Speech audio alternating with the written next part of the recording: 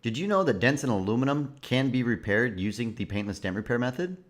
Well, if you didn't know that, we're going to go and show you this repair today that we did on a 2015 Ford F150. This is on the right fender, located right next to where the fender flare actually clips onto the fender. We're going to go and take these out using the paintless dent repair method. Stay tuned to watch the finished results here in a moment.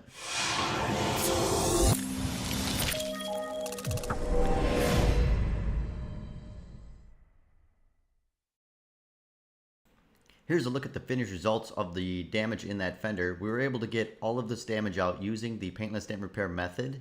It all came out absolutely fantastic.